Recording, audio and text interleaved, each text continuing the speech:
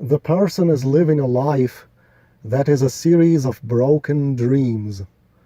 The person was made autistic by vaccines created by those whom Charles Giuliani talks about.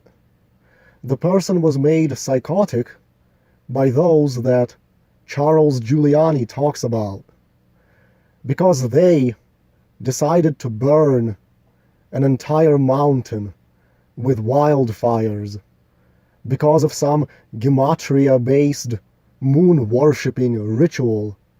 The person could not live in a forest anymore. In the 1950s, a house cost about $7,000, a new car cost about $1,000, and the average annual income was about $3,000. Conceivably, you could have had a new car just by working for a year, or maybe even less than a year. But they who run the economy slowly brought the pot with the froggy to a boil, until today you can't afford even a used car, and you can't even afford rent. So now the person doesn't even have a house to inherit. The person is autistic and will be left out in the streets to die in the elements.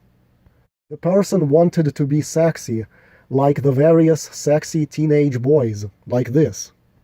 Well, they made sure the person has such traumatic childhood that the person developed a neurosis of eating skin off his fingertips for 10 years and never letting it heal.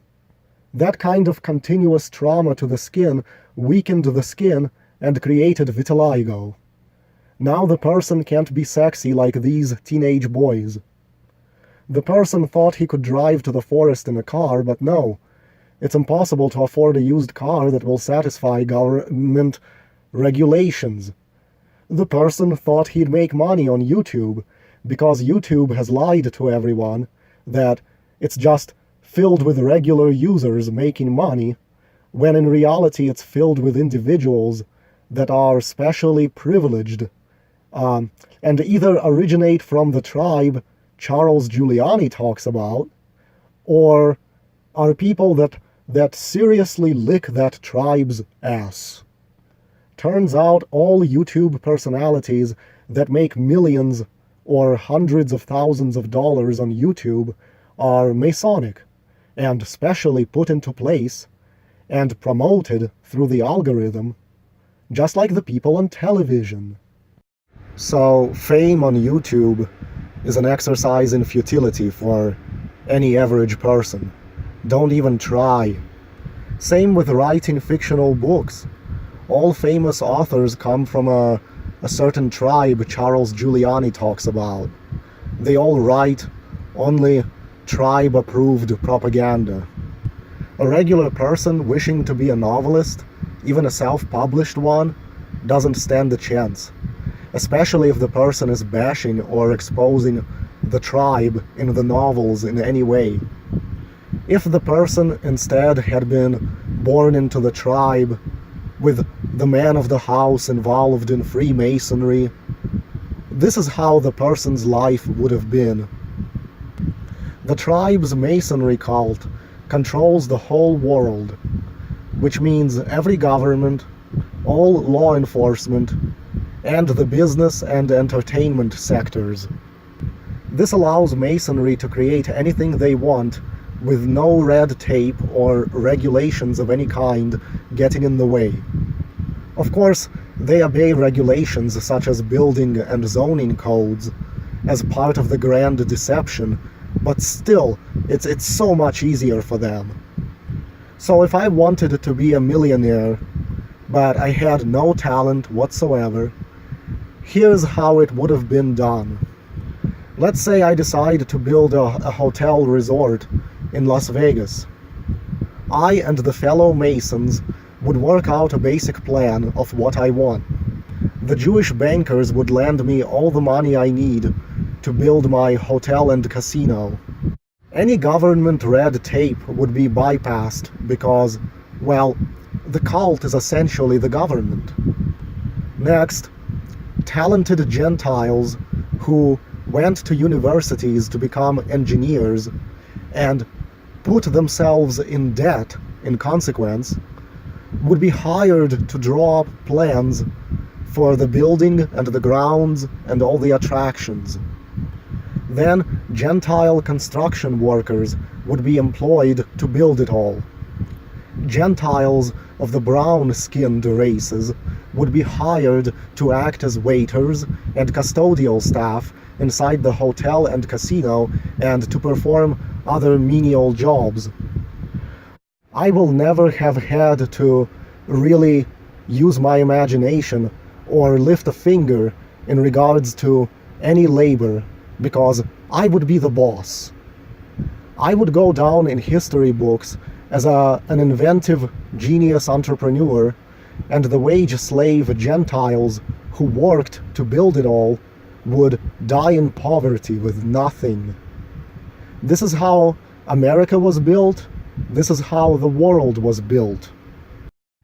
Any tycoon in history books was always a member of the tribe. No steel mill owner has ever worked on a steel mill. No railroad tycoon has ever hammered a spike into the railroad tie, unless maybe just out of curiosity to see what it's like.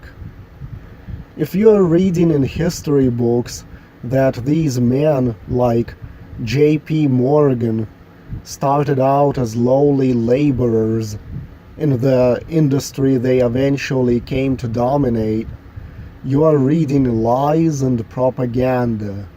You are reading contrived bullshit that is designed to inspire Gentiles to work their asses off for them on a false hope. The biggest dream for the person was to have the essentials in life without having to work at all. Now, because of a gematria-based moon ritual wildfire that the government orchestrated, in combination with the economic collapse of 2008 and the housing bubble, the person is living in an area that has rattlesnakes, and as a result is forbidden from getting a new dog. So let's deny ourselves the ownership of a dog, which is basically capitulating further to the genocidal, dream-destroying conditions set up by the government.